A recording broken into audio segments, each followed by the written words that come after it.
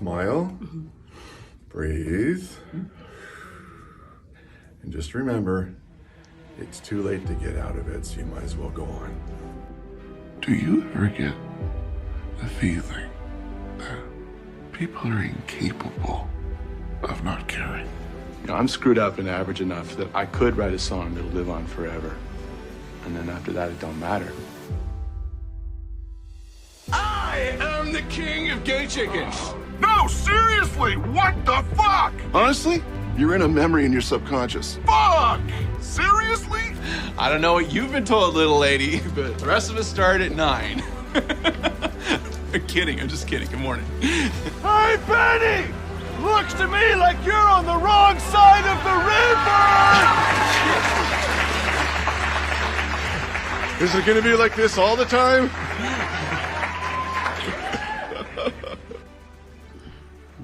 Must be a real weirdo who started calling them blood oranges. It's like, You know what kind of oranges? you know what would improve oranges? If we just like referred to them. Oh shit. Someone was like, we need to sex up the oranges. Oranges aren't sexy anymore. We're not selling enough, and I'll tell you for why. No one's fucking because of oranges. Let's give them some sexier sort of vampiric names. Like blood orange. Navel oranges. Navel orange. Oh, sorry, the orange navels. Pituitary gland orange. Something just with a little bit of edge. Well, like, navel is actually the kind of orange that you buy at the shops. Yeah, I know. That's weird. Why do they have to be called that? Yeah, I guess so. That is They're just weird, isn't it? oranges. Like, limes are just called limes. I hate oranges. You don't get earlobe limes. I love a mandarin. Cannot be doing with an orange. I like doing things with an orange. You know. Like, if I'm, like, making juice, orange juice, I would much prefer than mandarin juice. Okay. You comfy? Yeah. Are you But, comfy? like, a mandarin is just, it's like a Terry's chocolate orange. It's just in portions, Exactly. ready to eat. Yeah. But an orange, if you're going to eat it, it's like, nah, bruh. But Do not even... if you're going to juice it. If I'm eating an orange, I'm over the sink. Mm-hmm. Shirts off. Yeah, or like you're just halfway through a sports game and Halfway, you've been given a little piece of an orange. You'll get one slice. If you give me a piece of an orange, I'm eating it, that's fine, job done. Because someone else has gone through all the hard work. Someone else has put their life on the line to get it to that point. If I have to just raw dog an orange from step one at home, there's going to be no one else home. I don't want anyone to see this, and it's an absolute nightmare. I've just pictured. It's very much the prawn of fruit. You know? I've just pictured a sports game, but instead of giving like orange slices, you just get mandarins in the middle and get a little bit, and that's just sad and depressing.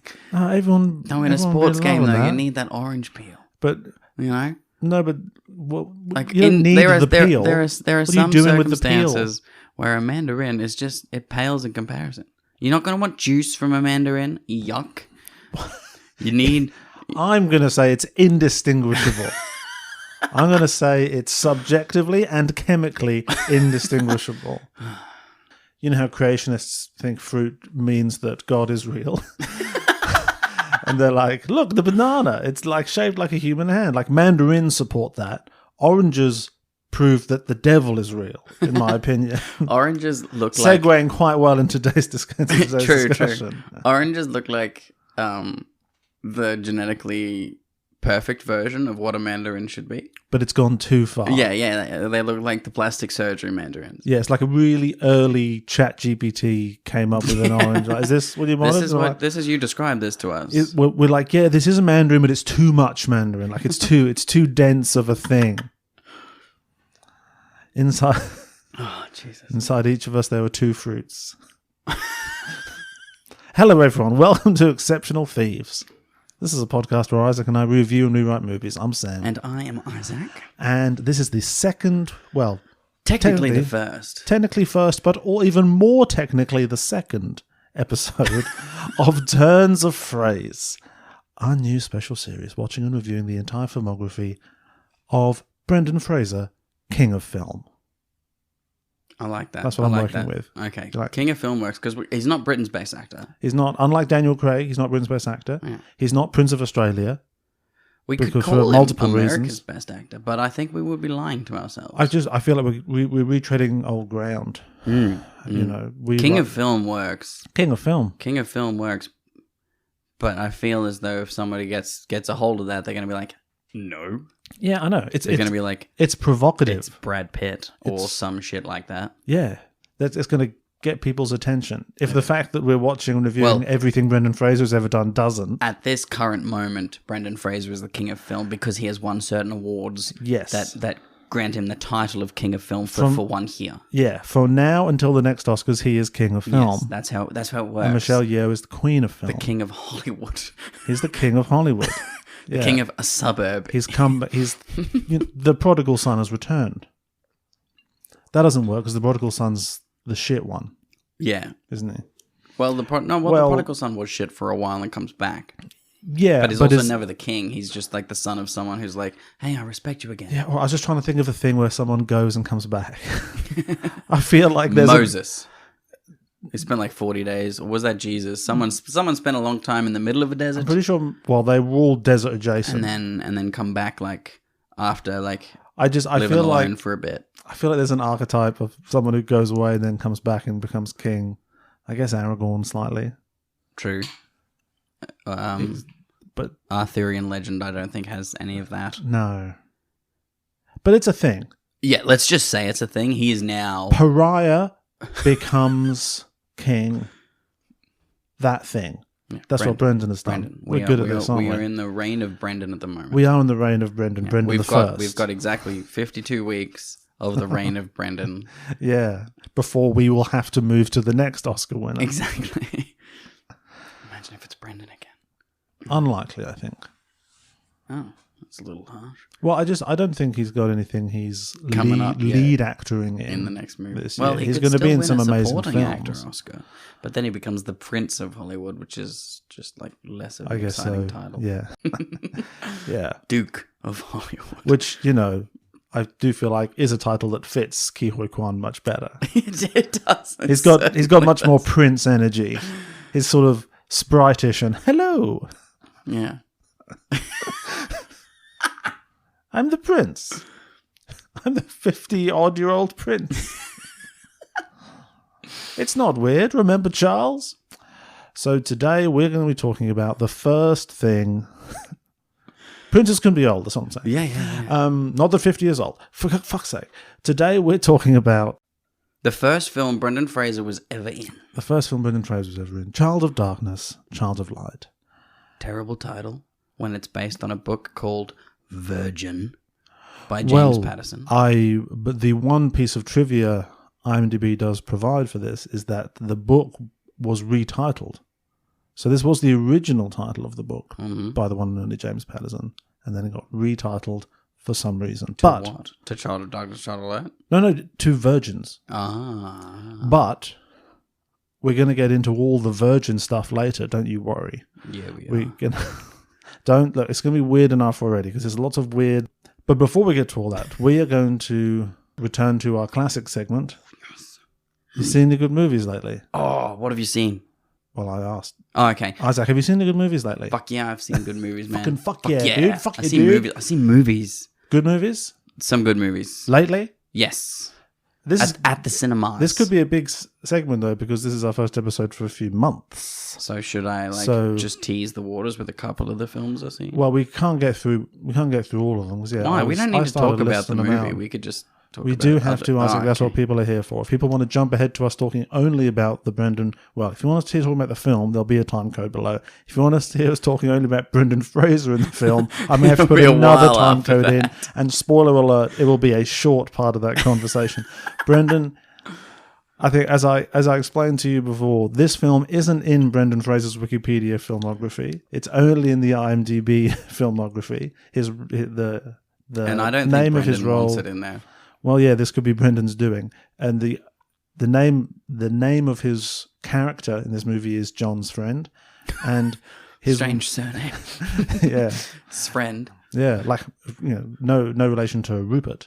And meanwhile, the first film in his filmography on Wikipedia, his character's name is Sailor Number 1. Nice. So it shows you how low the bar was, and they still left this out. But anyway, We'll get to all that. Seen any good movies lately, Isaac? I have. I saw 65 at the cinemas. Hell yeah, you did. Me too. Loved every minute of it. I loved 65 as well. I love how lame the fact that exposition is done via text 30 minutes in. Yeah. Like, that's just super lame. I love when It's awesome. So let's say mild spoilers for 65. I think I love when the title comes up in a movie and you're like, oh shit, I thought we were way past that. Yeah. I had no idea that was still an option. 45 minutes into the story. And it's like 65. And then, yeah, we are watching a movie. I get, yes. Yeah, so Adam Driver vs. Dinosaurs. Loved it. Yes, please. Loved it. Also, yes, please, yes, please. They've done dinosaurs in ways that we've not seen dinosaurs before, and clearly invented a couple of dinosaurs for the film. Yeah. But they're like scary dinosaurs. Scary dinosaurs. It's actually a scary movie.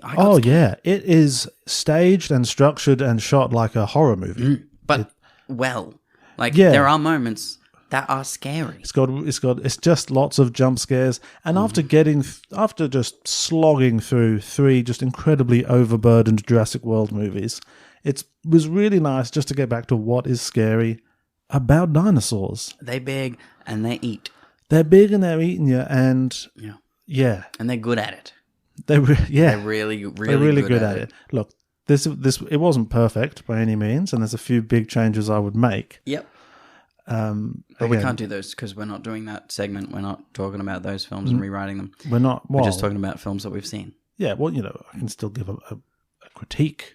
On 65. One thing I also liked about it a lot is that as soon as they land, you see a fucking meteor coming on. Oh, okay, cool. It's right at this moment. And they're in this nice location where it's very convenient for them to now, us in like now times, to have no idea that we were visited. Yeah, true. I think that's quite smart. It's quite funny that the dinosaur asteroid is coming. Yeah, and it wipes all evidence that they were here. Yeah, but also that evidence could have just disappeared as well. No, but we it have would be bones fine. of the dinosaurs right now. Yeah, I know, but maybe that's a lake now. You know what I mean? It's fine. Yeah, but it would still be there. This way, it's not there. Never I mind. love it. What Super else have you simple. Adam Driver with girl got to get to escape pod, and they just have an absolute fuck of a time getting over there. I like that they're aliens, basically. Yes. I would have just made it a wormhole time travel situation. No, personally. that's way too Planet of the Apes. Just do Planet of the Apes, please. Don't have that weird opening beach scene where like set on their planet where they're just wearing like plain colors. Didn't like it. I didn't like that scene. I would have rather him wake up already on the ship and then crash. Absolutely. But that scene could be shown via his memories. So you get the exposition that's necessary. That's what I would have done. I'd just have start on the ship and then just have some chunky flashbacks, basically, sort of Lost style. As much as we hate flashbacks as a mode of exposition, it would work for this situation. I think flashbacks get misused a lot, but I absolutely love Lost, say. If the flashbacks are informing the story that you're still currently telling. True. If the flashbacks themselves are a story in and of themselves, not just like, oh, by the way. Yeah, and I want every flashback to be just a scene from Marriage Story. Yeah. Just line for line. Scarlett Johansson just in there. Yeah, but played by a different actor who's like much cheaper to hire. No, just the back of a blonde head. So like it's the audio of Scarlett Johansson, but we just see Adam Driver's doing a new coverage for the whole performance, thing. but just with some weird space words thrown in to make it out like it's different, and just see if Spike Jonze says anything. What else you seen? Real quick while we got this. Real quick. Knock at the Cabin. Oh, okay. Did you like it? I liked it more than I thought I was going to during the first third of it. I'll say that. Okay, cool. Is it like? Have you seen it? Not yet. But I'm quietly hopeful that it is tending towards some good Shyamalan. Look, I will pretty much always go and see M. Night Shyamalan because it might be bad, but he's always doing something. And there's always the chance that it's good Shyamalan. There's the chance that it's good, and even if it's not good, he's out here, he's trying stuff, because, we're trying stuff in 2023. That's what we're doing. Oh, yeah, it rhymes. Yep. I don't know about Dave Bautista in it. He's a little bit of a stunt cast for it. Okay. But he's still obviously an amazing actor. Rupert Grint does a very good job. Rupert Grint is an amazing actor. Yeah, and I don't feel like we get to see that very often. So Because he doesn't do much. it's another super weird one. I would have just put a bit more home invasion-y stuff in it. Yeah. Because like people in cabin in woods, stranger outside, scariest thing in the world. Drag that out, please. Make me suffer. So it rushes that a little bit. I think it rushes that. It rushes that a little bit because it's got so much other stuff to get onto. Fair enough. And you don't want it to be like 5 hours long. It's more of like a sort of psychological thriller than like a scary horror movie. Yeah. I'm picturing it like Cabin in the Woods, whereas it's the same sort of gist where they like, for some reason, they have to find something to keep the peace, appease the gods. Well, it's not. Yeah, it's not. I guess it's kind of appeasing the gods. I mean, that's all in the trailer. Yeah. It's like Cabin in the Woods in that it takes the Cabin in the Woods trope and then forces it in a different direction. Yeah. Whereas Cabin in the Woods becomes very much a comedy, basically. But Cabin in the Woods is such a good movie, though. It is. It's the best Cabin in the Woods movie. It might be. Yeah, like Evil Dead is great, but Evil Dead is also just Evil Dead is clearly like a parody of itself. I feel things like Cabin in the Woods, What If There's a Person, is so... I feel like it's so... a title. Cabin in the Woods, What If There's What if there's a person out there? Is that something? What is Starring Matt Damon. Is that something? Was that something? What if there's... I feel like it's so easy to make one of those in a way that is really scary to me, and I look for them often. You know, I'm always on the lookout for maybe this is one, and it's so often not. I have been duped by Amazon Prime Video numerous times with a Cabin in the Woods horror movie, and I'm like, this might be cool. But it's just shit. It's just someone... Like, I like that people are making movies. That's great. But the fact that I can get them on my streaming services and they're absolute horseshit. Is this the Amazon Prime where, like, anyone can upload... It's just like YouTube for feature films? It feels like anyone can upload it, but it's not. Like Amazon Prime isn't Amazon purchases these things and puts them on their streaming service for probably, like, very, very small amounts. But still, there are some very terrible movies on there. Right, so it's like the Christmas movie genre, but for all movies. Yeah. But like, what if you make 1,000 of them and we don't care? Yeah. Okay. It feels like that. Fair enough. You seen anything else? I mean, I've seen a lot of things, but I don't want to talk about it. I want to get to our purpose for being here. I saw Babylon. I didn't, and I probably won't. It's okay. I think the first third of it is a movie that I could get on board with. Okay. And in terms of showing what movie obviously a very romanticized version of what movie making was like in the 20s, like really early on, which I didn't feel like I'd really seen before. I mean, I've read about it, and it turned on a part of my brain that hadn't been there before, of feeling a bit of what it would have been like to see some of those early black and white movies at the time, and how sort of magisterial they would have looked to you, not as someone who's seen everything that we've seen. Yeah. And so it had the kind of frenetic energy of around that time period that certain bits of The Aviator have. You know, like early Aviator, where it's just Howard Hughes running around answering phones and yelling at people and being like, "Crash 2 planes, do it now." Yeah. It's that. It was that at the beginning. And then it drags on and on and on and on. And at the end, he has like a beatific vision, and they start showing clips from all like future movies, showing how good movies are going to be. And one of the clips is of Avatar. Didn't love that. So the last half hour I would take out. Personally.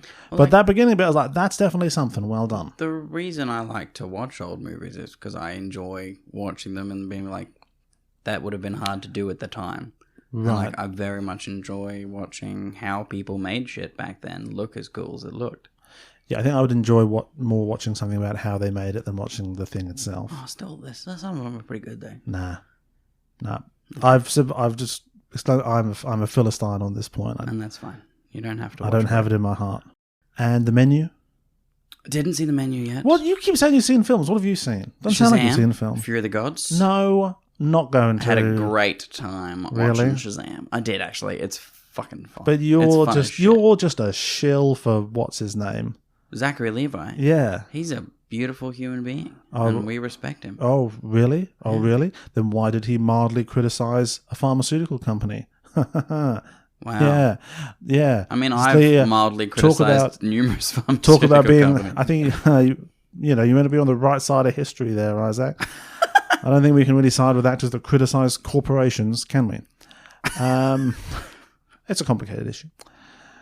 We've Yeah, I haven't seen that. criticized corporations No, I know. on our podcast. I'm accelerating the contradiction. That's a thing. Ooh. Well, what are we talking about today? You haven't seen anything else? Yes, but Just list them. no. Okay. I want to save stuff so we have other things to talk, because there will come a time where I stop going to the movies for a bit, and then I can be like, Oh, then you want what's to all dig this back doing? into this back Yeah. catalogue. Okay. All right. Today, we are talking about Child of Darkness, Child of Light, 1991. I think technically, It's a TV movie. yeah, but I mean in terms of genre. Google said it was a horror, so I think we should go with that and get on board, because I was afraid. I guess it is a horror film, isn't it? So this is very much in the vein of, I guess, all the Exorcist movies. The Omen. The Omen. And those Exorcist movies, they're still going. This year, we've got The Pope's Exorcist coming out, starring Russell Crowe. That's weird. Yeah. Based on notes from some guy a real guy who was the Pope's exorcist or something. Cool. But like, that's not a sequel to The Exorcist. No, I don't think. No, I Because don't The think Exorcist, and then there were like 2 sequels to that that were both fucking horrific. so. Lee Bad or Lee Scary? Oh, terrible movies. Oh, right. Okay. Yeah. Yeah. Do you like Exorcist stuff? I mean, Or the like first church Exorcist stuff? movie I like, Yeah. because It's a slow burn. it is a slow burn, but it's pretty good. I remember having a scary movie night with some friends in high school, and we got The Ring and a couple other things, and we got the original 1970 whatever The Exorcist, which was a big mistake. Did you start with that? Because that just ruins the flow of the night. We didn't finish it. Way too slow of a burn. Way too slow of an old-timey burn for a high school To be honest, night. though, I don't love Exorcist tropes for horror. Like, I've read a few books lately that have been turned, like, 'cause I love horror books. I've read a few books that have turned into, oh wait, this is an Exorcist. Oh, okay, that's fine. Yeah. And like, some of them do well, but like, Exorcist movies I find boring because I don't believe in God. I mean, you know, I don't. I think mean, that's you scary know, at all. to address I would rather somebody imagine something to address new. the heretical elephant in the room. Neither of us are too concerned about the possibility of demonic possession. Yeah, of eternal damnation. Or of eternal death, or of the whole shebang, really. I mean, Sorry, Jesus. you know, your whole. This is me gesturing to the church. Your whole thing. I mean, you know, I have my own perspectives on things that, you know, there's a little bit more depth there. I think there's more to say than just sort of your sort of 2008 new atheist bro style. I would say now Carl Kalinske version of, hey, you know, science and reason has just demolished all of that, and you're an idiot. Like there's the mysticism below it all, which think is worthy of inspection. But all this bullshit about demons and exorcisms and old men wandering around in robes being like, be gone, like that's just psychosomatic moral panics taking over. This film does the old man in the robe be gone bit quite well. It does. I enjoyed that a lot. I think it's funny that the exorcism scene trope, I guess, like when the where the rubber meets the road, theologically speaking, and he's like, be gone. For me, those scenes have really been ruined by This Is the End, and just Jonah Hill being like, does it compel me? It's not very compelling. Remember that? Yeah, I've blocked that movie out mostly because I didn't Really? like it. I love that film. But This you're, is the end. I want you to love I think it's a things. fantastic I like film. that you can love and things. that scene from This Is the End, like it's sort of like the Austin Powers treatment for James Bond. Like how after Austin Powers, there wasn't a joke in a James Bond movie for like 10 years until like Skyfall, because it got ruined by Austin Powers.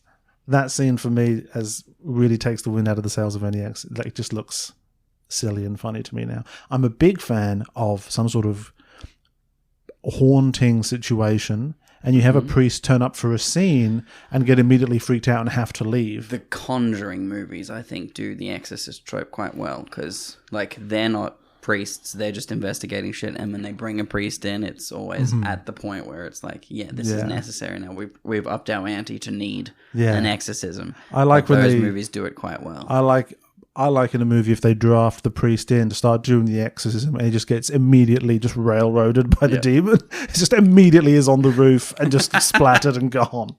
Like, oh, damn it. Oh, we brought in the big gun. We got Father Henry. Father Henry is everywhere now. In Dominant I'd like Patris. to think he's always with us now. He's always in my hair. I swallowed a bit of Father Henry before. Laughing about it. But anyway. Anyway, it's a horror movie from 1991. So it's pushing shit uphill with me already to try and get me to care about that. And one of my overall notes with this movie, available on YouTube as well, if you just, if you want to follow along with the podcast. I have a feeling this podcast Which is will a be bad easier sign. to follow along than Definitely easier Daniel than Daniel Craig. And possibly the first few of Brenton's movies. Well, no, we found them all fairly easily. Daniel Craig has a big 90s back catalogue of hard-to-find stuff. Of stuff that even we should not have forced ourselves to do. But we did. Yes, we did. And we're going to... That'll be the big test of this filmography. Is there anything weirder than some of the shit Daniel Craig did? Given that this was the first thing he did, Brendan Fraser. Yeah. It's not weirder than anything Daniel Craig did. No, and as I was saying, one of my overall notes with this is like, I think because it's 1991 America, I think it is assuming that we kind of care about demons and exorcisms and stuff. Because this is coming in just at the end of the Satanic Panic era. It's end of Satanic Panic, and also just like everyone, well, a lot more people still just sort of go to church, or at least would feel weird saying that church is a load of bullshit. True. Whereas now more people are kind of okay with that, or at least just sort of neutral towards it. So it's like, priests and exorcisms, right? And everyone's a little bit like, yeah, sure. Which I presume is why James Patterson was able to write the book upon which it's based. James Patterson. That's another one of those. Have you ever read a James Patterson book? I think I've read like 2 of the Alex Cross novels. Right, okay. And then maybe like... Are they young adult? No. No, okay. No, they're crime novels, but he churns that shit out a lot. But I'm fairly certain that like 80% of the quote-unquote James Patterson books are written by someone else. He just says, Alex Cross does this to someone, and then they go wrong. Yeah. I was reading a bit about him. He has co-authors. Yeah. I think, he comes up with the plot. And there's like, I'm not going to bother with like the sentences and everything. But like, in someone my else mind, I picture that being like fucking Edward Norton's character in Glass Onion, where just a random author gets a fax from James Patterson that just says Alex Cross assassination and like 3 little things and then go. And then James Patterson says, yes, I came up with this wonderful idea for a book. It's like the guns are in the owls. And what if Exorcist, but on a boat? What if phones were alive? And speed, but helicopters. That's what I picture when it says co-author. Like, I know that he's obviously written a shit ton of stuff before the co-author. Amazing how much Patterson has written more than 200 novels since 1976. He has had more than 114 New York Times best-selling novels and holds the New York Times record for most #1 New York Times bestsellers by a single author, which is 67. Jesus. His novels account for 1 in 17, roughly 6% of all hardcover novels sold in the United States. In recent years, his novels have sold more copies than those of Stephen King, John Grisham, and Dan Brown combined.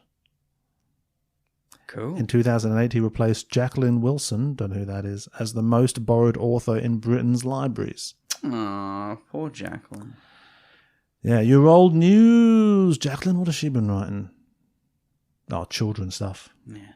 Cheating, innit? Yeah. Because they'll always go back for libraries, more. they'll come back and get that thing next week. They'll always go back for more. No, Borrow the it reason he again. overtook it is because the kids keep forgetting to take them back. So hers only get like borrowed out like thrice a year.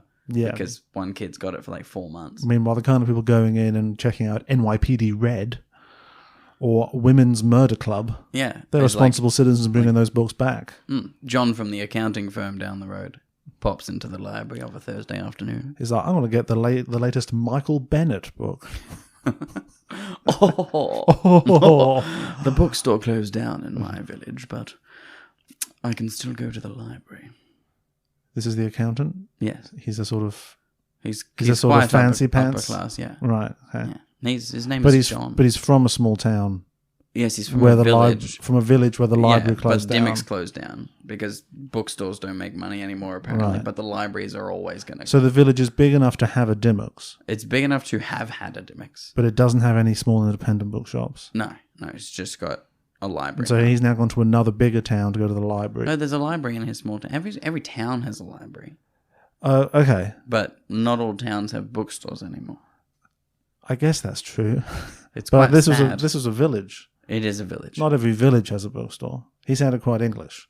It was he was Like your average English village. Jacqueline. I would say you would have some satellite villages around a town where the library is. Yeah, but if this accountant, if John is Mm-hmm. leaving his work and walking homeward on a Thursday afternoon, Within the village. he used to be able to pop over to Dimmock's to get his new Bennett novel. Yeah. He used to be able to go to up to fucking Tesco's and get himself. And John didn't know how bloody good he had it back then. Yeah. And then Dimmock's Picking goes up down. the new Michael Bennett and then a As pork soon as pie then- from as Tesco's soon on a as, like, Friday. the A1 opened and you could just bypass this village completely. Mm-hmm. Nobody was popping off the highway to go to Dimmock's, and it shut down, obviously. No, yeah. And then And it got amalgamated into the big now store John next to just has TJ Maxx. Go to this childhood library that he has so many great memories of, fond memories. Mm-hmm. I don't think that library's going to last either. It's mostly just computer space now. There's a lot of computer. There's mostly it's fewer just- and fewer books. It's mostly just the The elderly. children's area gets bigger. Yeah. And the books area gets small. There's every year there's more beanbags and more spaces for the elderly and the indigent to use computers. Hashtag The library. world is changing. I feel it in the library. So, I didn't hate this. me neither. I mean, It's not good. I think it's about as good as a 1991 television movie based on this source material probably could be.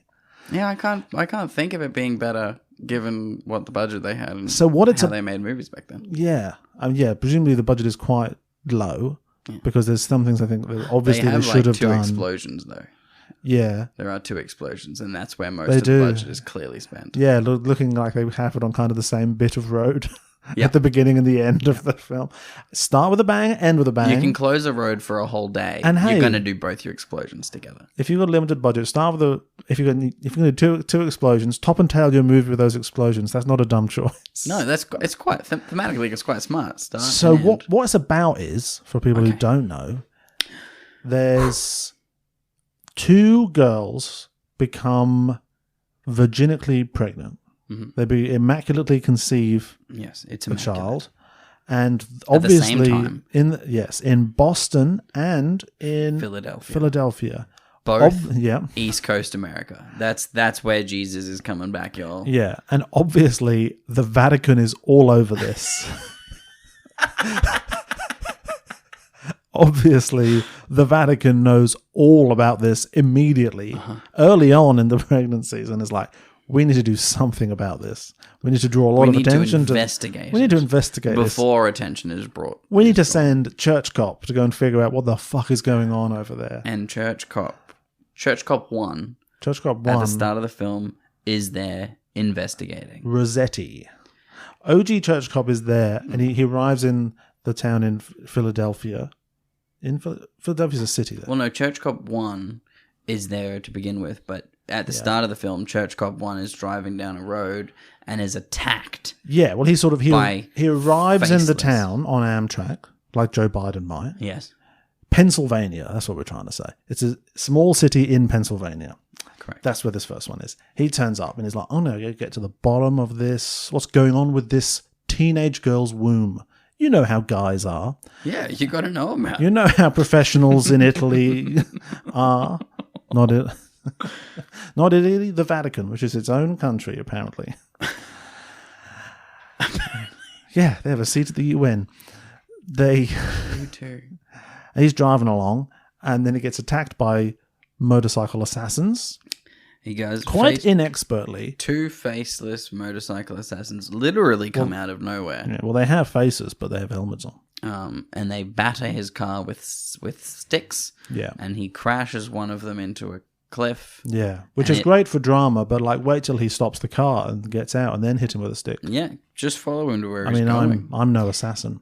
This, for some reason, both motorbike drivers disappear after this happens, but one of the bikes explodes.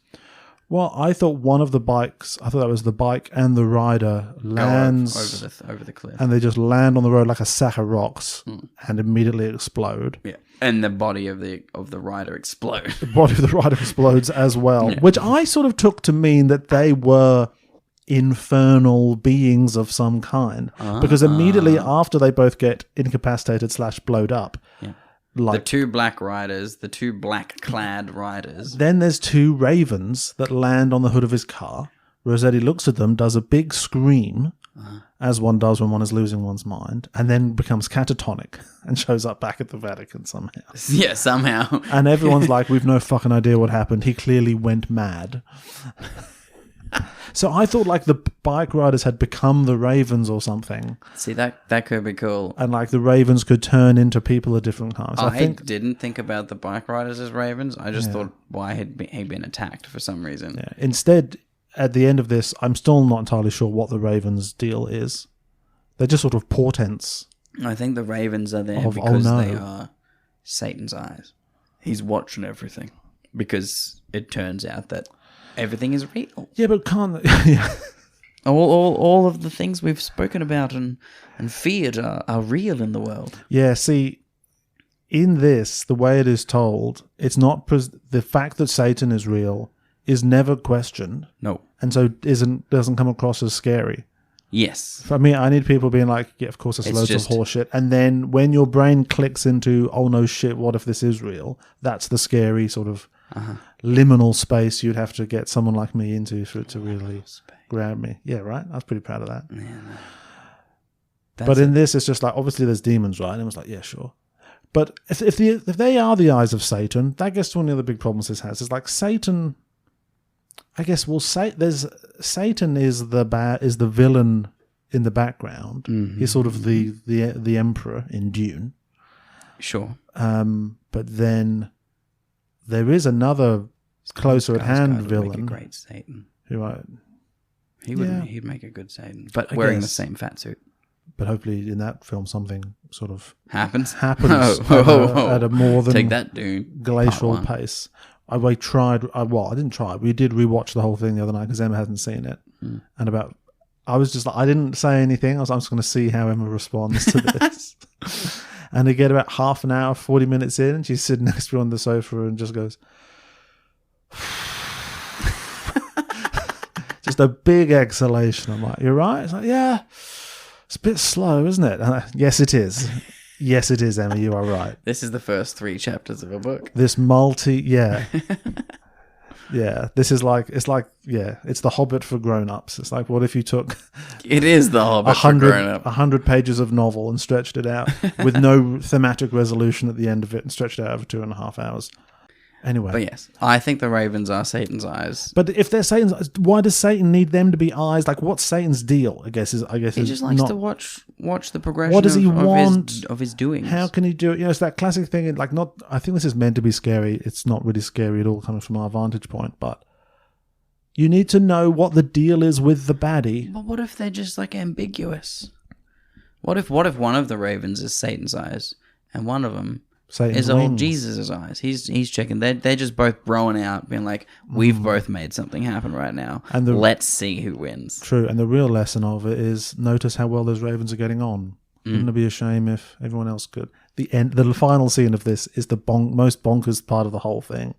Yeah. It was quite. I quite liked it. And then they're like, you know what? Let's just tag something on the end here that just.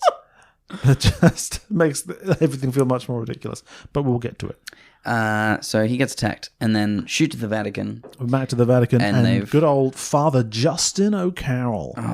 Big That's a father name. Big, That's a hard priest. drinking, skirt chasing, big swinging Dick Justin O'Carroll comes swaggering into frame, the hero of the piece. And he's the new church cop. And Yeah, they're he's like- church cop part 2. And they're like, we have a case for you. And You have to investigate this pregnancy. you have to investigate what is going on with this. Initially, just this you have one pregnancy. specifically one case for you. We have one. It's in America. And it's in this broader context of there was like a prophecy from 70 years ago when the Virgin Mary appeared and said there's going to be a divine child at the end of the century. Because remember, this is all still millennium stuff as well. Yeah. Everyone's like, oh, millennium. Maybe there'll be Jesus. Maybe there'll be Satan. Maybe the computer. Maybe both. Maybe the computers won't work. Maybe there'll be a giant dome. Because we coded the dates wrong. Maybe the computers won't work. I never understood why that was such a big deal. Like, we'll just turn them back on again. Yeah, just... And so they have a letter, and they're like, "There's going to be might be a divine child born." Like, oh, interesting. So he goes over there, going to my notes. Yeah, so they're like, this virgin birth in Pennsylvania could cause great embarrassment to the church. I guess. Yeah, because it could just be a virgin getting pregnant, and oh wait, anyone can do it. Yeah, You know, maybe. Our Jesus isn't even important now. They've got their own. I guess if there was one other virgin birth sometime, Yeah. even if that kid was just regular, that is still quite undermining of the church's shebang, isn't it? But Everybody's doing it. I don't know. Part of why this wasn't too engaging at the start is because what is at stake seems to be the church being embarrassed. Yes, it's not made clear that this could have any sort of like relevance to the world at all. About half an hour in, they're like, lol jokes, there's another one in Boston, and here's the second part of the letter, and this one might be Satan. Oh yeah, you got to wait. You can't get both sides of the letter at the start. So- You have to have that mystery hold up. You have to do your side quest, and then you come back. So, like, we could have two babies, and good news, bad news. One of them might be a new Jesus, but the other one will be the old Satan. Exact same as before. Still just an absolute bloody menace, mate. No, son of Satan. Son They of call it the Satan. son of Satan, yeah. Yeah. Which, is always a cool concept. Son of Satan. Yeah. Little but Nicky. if he's son of Satan, isn't there a good chance he's going to rebel against his dad? You would think so. That's And be what sons good are again. supposed to do. Yeah. So we'll come full circle.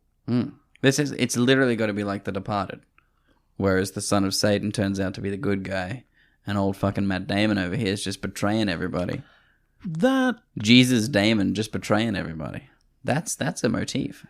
could be a great plot for a thing. Yeah. In that sort of like Good Omens territory. Yeah. Where like a sort of Stephen Hawking. Stephen Hawking. Stephen Hawking.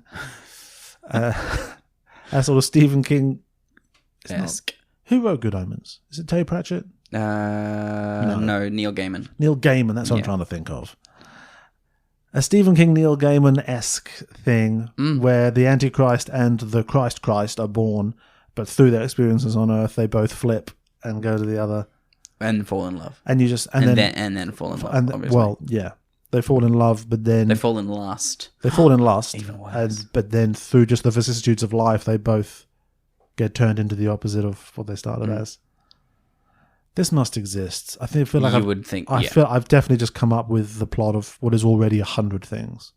There's, if it there's isn't- definitely some... TM. That's how it works, everybody. That's how it If you works. just say TM If you just say like TM. 4 times, Yeah, it means no one else can do that. I say it before going to sleep every night, just to cover the whole day, just in case anything came up. I like after he leaves the Vatican, he's like in the cab, and he says to the other bloke, "So what's going to happen to me?" He's like, "Here's a letter saying everything that's going to happen," and it's like, your mind will decay, and your body will be destroyed, and you'll lose free will. And I don't even know what that was talking about. Looking back, I think it's if you... I guess it's if getting the you- visions and stuff that they start to get. Well, I think it's also talking about if you meet the son of Satan, Oh, is that what like that you'll be is? tested Okay. on your adventure. You will But I be think tested. also if you're just around the son of Satan Yeah. in fetal form. Mm. Yeah. So he goes to Trinity School, meets Margaret, and she's... My fetal form. I haven't even reached my fetal form. Instead like of that? final form. Fetal fantasy. No, that sounds bad. It's like Curse of Benjamin Button, but an anime. I haven't even reached my fetal form.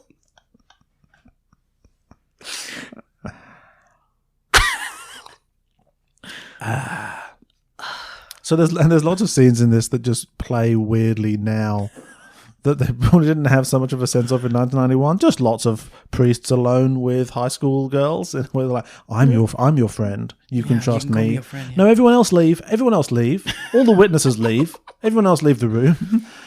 And so he goes in to talk to Margaret, and sits backward on the chair because he's a relatable priest. Oh, I love that he did that. I'm like, I didn't know they did that before the Backstreet Boys. He's a cool, relatable priest because he's like, look, I know I'm a priest, but I'm also a pretty chill guy.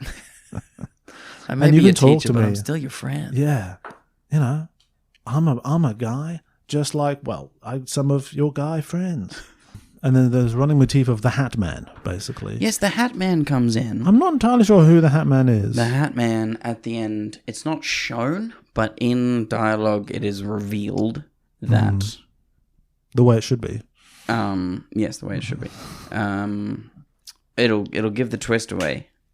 But Okay, so it is we'll come revealed back that to the Hat twist Man. is always there from the get-go. Right, okay. Because he's been following Father O'Connell. Justin. Father Rick O'Connell. Father Justin Case. Oh, God. Father Touch 'em Up. That's his name. It's Father Touch 'em Up. Father Innocent. Far from innocent. Far from... It's an anti-pun. So I liked having... Hatman's always good. Hatman probably wasn't much... about Hatman as like it's a thing that supposedly lots of people have in their dreams and their night terrors. I see the same thing. That's cool. It would have been one of those big like Tumblr things, like Slender Man and stuff. Yeah. And so everyone's like, "Oh, this is a being that comes to different people in their dreams." See, I love that motif. That's a proper horror film That's stuff. great. Yeah, so simple. Hatman, fucking terrifying. Like the Slender Man idea is a great idea for a horror franchise film. Yeah. The movie fucking sucked, but the Slender Man story is so cool. Is it? Yeah. Every single scream is added in post, and every single scream is horrifically like not fun to listen to. Okay. Like not fun to listen to, as in like it doesn't sound like this person is actually screaming. They should have done it all live, like Les Mis. They should have made a good movie. Well, it's harder Take that, Joey King. It's harder than it looks, is it? It is actually quite hard. Yes, so Then it Hatman's was- there. He visits the second pregnant chick whose name is Kathleen. Yeah. Well, first of all, he meets one of my favorite characters, the Doctor. Oh, yes, the seedy doctor. The seedy Doctor, Who we played all by- believed was the father of this immaculate child Giving- for quite a while. giving off, yeah. Yeah, I think because of... guy trying to cover up the fact that he's impregnated people vibes I very think strongly. weird performance elements make it seem very, very obvious that if it was a choice, it seems like this guy is inappropriate with his patients. Yeah. He's being.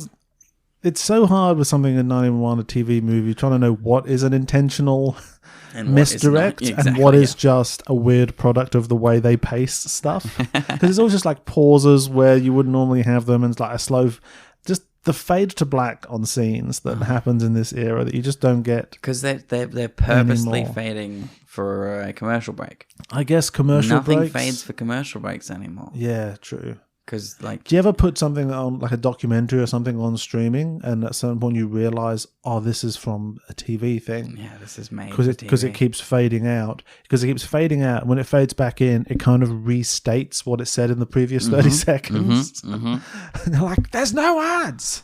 Just re-edit it. God damn. Oh, God, we lived like savages back then, didn't we? we did. But like Sitting through ads for Harvey Norman every 5 minutes. when you watch anything, like if you watch Stargate, there are fades to black, and it's always at a perfect time in the writing of the episode. Like 10 minutes in, we fade into black coming back in for the middle act. I remember how absolutely scandalized we were when we moved from England to Australia, and Friends would be on TV in England. It'd be on Channel 4, and so that was one of the few channels that had ads, that have an ad break. One ad break. Halfway through the episode, ad break. Nice. And then come to Australia, Friends, Seinfeld, everything, like 2-3 ad breaks to get through the episode. We almost went back.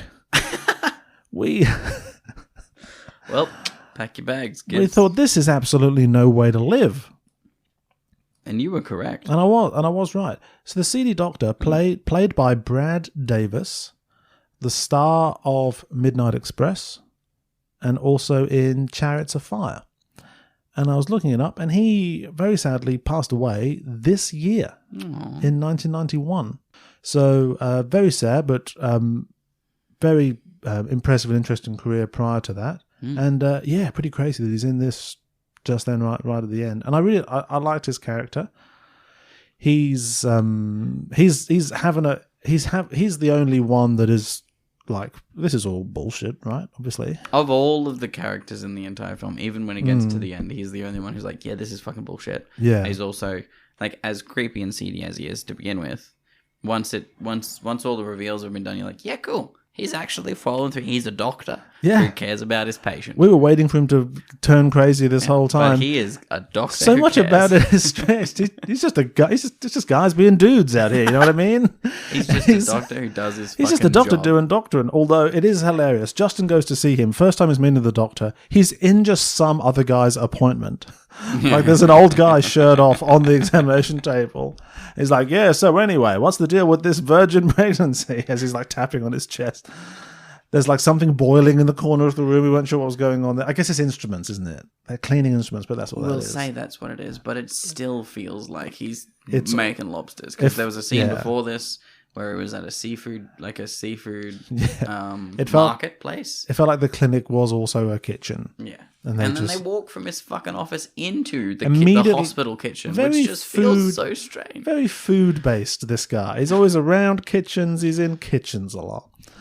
And even with his less avid belief in the Christian framework, he's positioned as the outsider, like narratively. He's like, you're gonna have a few drinks with an agnostic, not even atheist. You know what I mean? He's open to the concept. Drinks with an agnostic? Oh, you mean a coward? Someone who won't come down on either side? And then we get a very uncomfortable scene where he's like, yeah, no, I checked. And we get the lovely phrase, the vaginal tissue is undisturbed. Which I think, does that sound weird in 1991? I should fucking hope so. But what's also weird is if you're going to write this virgin birth storyline, like medically that can't be verified. Like that's all just bullshit what they're talking about in that. Like, so this doctor who's like seems overall well-meaning and never breaks any laws on camera. He's doing what he thinks he's meant to be doing to the best of his ability. But what I'm saying is, was there a way to not have this weird scene? And still have him confirm that she a virgin. Well, there isn't any way to confirm that. Yeah. But he's the doctor. He's the only person in this small village who could confirm it. If I was him, I'd confirm it. I wouldn't do any examination. No, I'd just be like, yeah, no, totally. Yeah, she's definitely a virgin. We did it. We did the virgin blood test. Yeah, we did and that thing that doctors can do. She doesn't even know what sex is. Basically, that came up on the blood test. I put my fingers on her sternum. Yeah. And then just right breathe, at the top, though. Breathe some air somewhere else. Yeah. And then I know. What I do is I light sage, and I just sort of waft that. I asked her. I say, "Have you had sex?" And then she says no, and I go, "Cool." And I go, "Well, that's really as far as my questioning can go." To keep things appropriate. That is the edge of my jurisdiction. And then we asked the Ouija board, and it also said no. So, yeah. No, you wouldn't have to do this scene. You just have the character be adamant. Yeah. That they because haven't then had also sex. they're adamancy. That's not a word. Adamantineness. I like that. Yeah. Is ambiguous then. Like, I've never had sex. This is immaculate. The ambiguously ambiguousness of that. A weird word. No, of that, like, adds to the whole mystery. Like, is she? Or did she bang some dude? Yeah, I think you just keep that as a little bit of But then also, ambiguity. But the also, fact that the doctor covers it up, actually, no, she deaths a virgin. That makes you like, no, he fucking did lead this chick. yeah, it makes you suspect him, doesn't it? The Yeah. fact that he's so into it. He's so into it. Yeah, no, dude, seriously. Yeah, man. Not even at all. Oh, yeah. This is okay for us to be talking about. Yeah. Yeah. And just like, and this is like a school for, they call it like troubled girls or something. No, it's just a Christian school. It was just a Christian school. No, because this one doesn't have parents around or something. Yeah, but she's at a Christian boarding school. Yeah, but okay. Because she's at a Christian boarding school. All right. She could be an orphan. I think she is. Yeah, it doesn't have to be Which makes her troubled. extra. But she was always top of her class, and But she a never bit really of a fit in weirdo. with anybody. Yeah. And even now that she's totes preggers before all the other chicks, because that's all they want to do is get preggers. That's what girls want, right? Well, they do if they're demonic. Correct. Yeah, or incredibly holy. Those are the two options. Yeah, one or the other. It's a horseshoe effect. The boys attack her and bully her and stuff, and his eye starts bleeding. That guy loses an eye from Satan proximity. Yeah. His eye just bleeds out of his head, and like a week later, he's got an eye patch on, back in there bullying. Like he bounces back very well. Well, if from you the lose loss of your an eye, Yeah, if you just lose, he's not even sad about it. He's laughing and joking. He's got an eye patch. He looks like a badass. I guess so. Still climbing up on roofs. Still climbing up playing on roofs. Sweet pranks. He's like, I don't care how little depth perception I have. I'm going to pretend to hang myself as a prank. We'll get to it. Hatman attacks again. She goes back into hospital. Him and the doctor are like going back and forth. So the thing that I think this really needed, that they probably couldn't do maybe for budget, is seeing what all these demonic visions are the girls are having. Because the girls keep having visions of, or maybe both of them don't, but at least one of them keeps having. That's sort of like I saw people dying and given everything was to us terrible. via the whole she's attacked by birds or the dog barks at her for a while. Well, that's all well and good as well, but I think it would have helped to increase the scope and scale, because like exactly what is at stake was just a little bit vague. Like if there's a child of is light and a child of darkness. Yeah, okay, I guess. And then if one the of dark them- one comes out, there'll be darkness. Yeah, but if the child of light comes out, nothing changes. What does happen if the child of light comes out? Well, according to the end of this film, if either of them come out, literally nothing changes. because they in the just world. cancel each other out, don't Yeah, they? yeah. I guess so. But there's a news report, and it says that there's plagues on the world, and there's waves. Oh yeah, there's and there are some storms. polio outbreak or something. There's a polio. They call it polio Venice. Yeah, what the hell's going on there? Doesn't matter. There's an outbreak in America. It's taken over. Yeah. Then cut to he's like back at the Vatican, and he gets the second part of the letter, and they're like, "There's two virgin mothers, seed of hope and seed of despair. Crippling pestilence is going to sweep through the land, etc." He's like, "Oh shit, I better get to Boston." And he's the one. He's the only one who can go and find out Yeah. which of these young ladies is about to give birth to Jesus Because he's chief church cop. or the devil. Again, if I was the church, Those are the only options. I'd send a couple of dudes. Yeah. Because like this is Satan. You'd have crack teams, I'm sure, Yes. of para priests Yeah. that helicopter in. Yeah. Just whip those girls away and Just take a them to whole- the Vatican, the holy place. Just take them there. Yeah. Just a whole bunch of Constantines. Like you could, like if they're walking through St. Peter's Basilica, Yeah.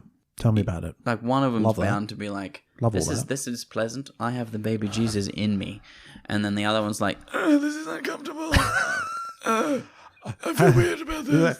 I feel like if you got them both in a room, you're like, we can probably wrap this up. How do you feel? I feel fine. I feel quite enlightened. How do you feel? I keep having visions of the end of the world, and the dog keeps trying to eat me. And every time I look at a bush, there's a million ravens. All right, I think she's the Jesus I'm one. feeling. It's Jesus I'm feeling feeling this one. What should we do? Throw in a lake immediately. There's only one safe response here. Just kill them both. Because if it's Jesus, he'll come back famously. Yeah. So, It's like it's witch rules. If you're a witch, you'll float and be fine, and then we'll kill you. If you're a Jesus pregnant woman, you'll come back to life in 3 days.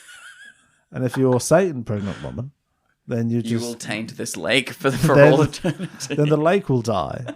Yeah. Do you see that the 20 million fish that died in New South Wales? No, That's pretty bad, isn't it? that's intense. Yeah, the New South Wales police are doing a massive cleanup job, just trying to remove all these dead fish. From a lake? Lake, river, yeah. Because of people? Or just Well, something happened? Fracking. That's what it was. It's probably fracking. No, the official story is that, it got really hot.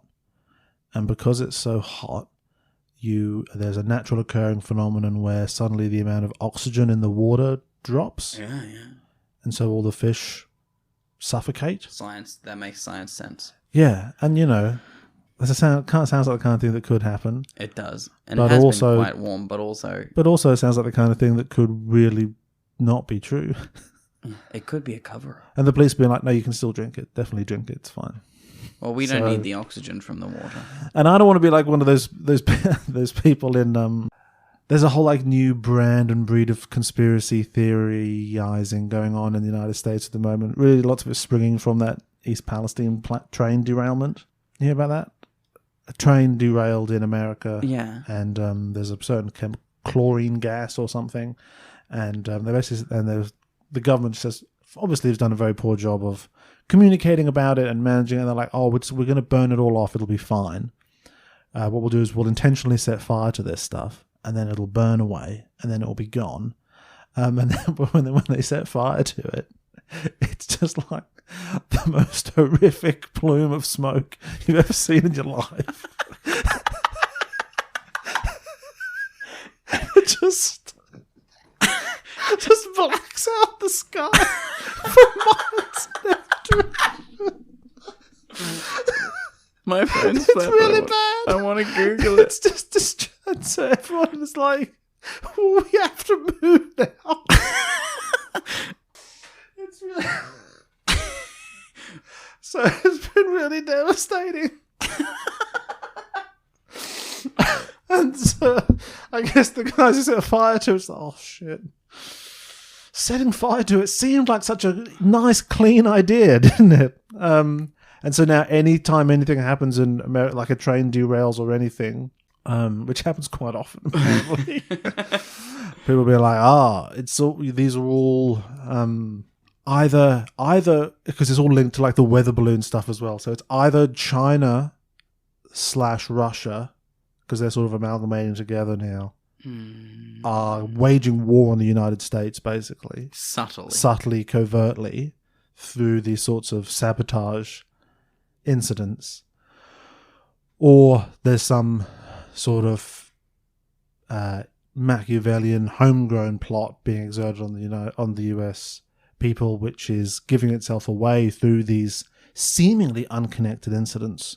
But if you're switched on, then you will be able to connect the dots. You will connect the dots, sort of X-Files Lone Gunman style, and figuring out what's going on. It's a lot of fun to watch.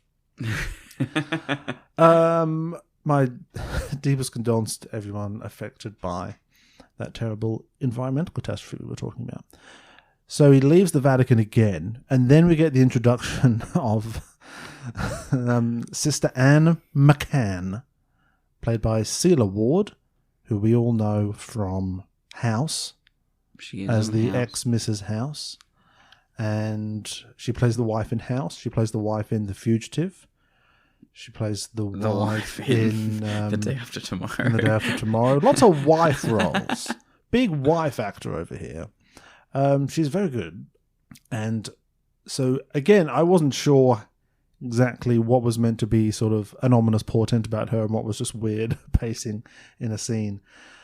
But basically, she's the one sort of looking after this other she's Immaculate looking after Conception. Kathleen. And The other one. Justin, there's a very funny scene where she's walking along talking, and then Justin really just walks fully out of the bushes, reverse Homer Simpson style. Yeah. To talk, hello, I'm Justin. I hope we can be friends. And so more demon stuff keeps happening. She's painting. She hears like demon bees, ravens fly out of the bushes. The other one, there's lots of like seeing ravens and passing out that happens in this. That is very. It happens a few times. Demonesque. That is demonesque, I guess. She ends up in the hospital, and McCann. The live-in nun. The live-in nun, which is what Emma The thought she was. live-in nun, yeah. Yeah. Because Emma and I both formed the impression that both these girls were like troubled. Everyone's troubled orphan sort of institution. Yeah, but no, Kathleen has parents. But this one is just fully with her family. And so the fact that Anne McCann is around so much, Emma was like, so is she just their live-in nun?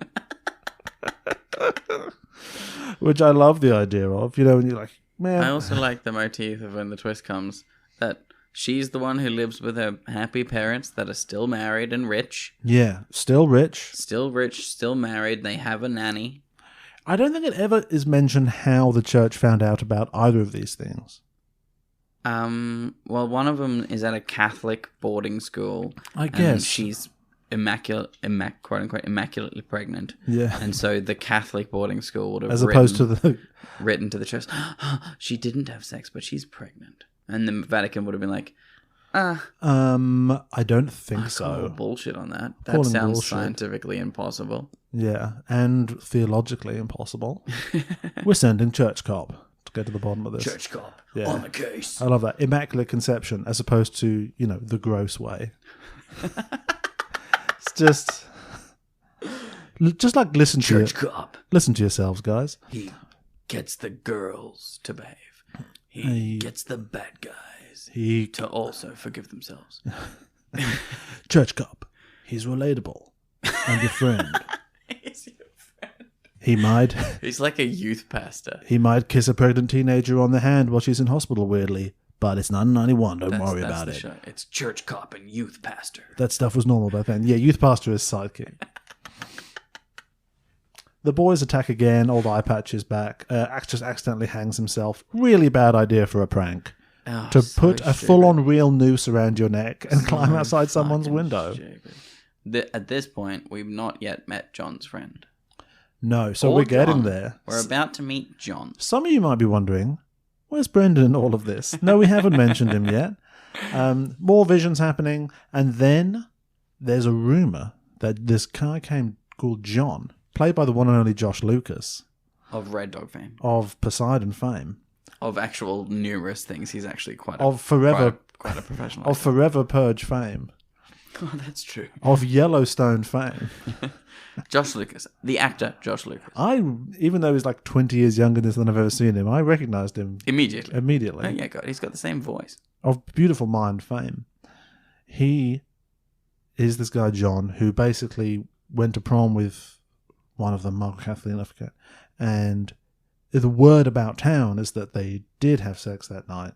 And so they're like, well, we've got to look into this. This is, again, normal adult shit to be doing. So Anne McCann goes to meet John at his school. No. They're playing basketball. When I say they, who's he playing with, Isaac? He's playing with John's friend. He's playing with John's friend.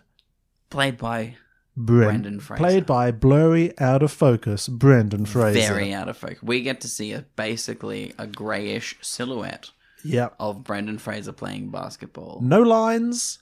He says nothing. He leaves 2 seconds into the scene. Josh Lucas nods towards him to say, we will basketball later, friend. And he walks away. He does. He leaves. To the point where... and we thought this was all we were getting of There was a Brendan moment Fraser. where fear of that was the only Brendan Fraser we'd get. But there is another shot later on in the lacrosse match. Where there's a couple of shots where you can see that it's him, but full you face, get a full frontal face. Full frontal face, in focus, doing a facial, doing an acting of Brendan Fraser. Yeah. But that's later. Yeah. Oh, I should say, he's not just a friend of John. He's the friend of John L. Jordan III. Oh, that's a rich kid name. A lot of rich people around here. I guess they're doing like a rich-poor thing, like this girl's rich and the other one is just I think that's why it's weird that the rich chick gives birth to Jesus And the poor orphan chick at the Catholic boarding school Well, pops out a devil baby. Jesus knows he knows what side his bread's buttered on. He's like, I've done the stable once. I'm not going back. I don't have to keep going back. I made my point. Now let's. Pops out a devil baby.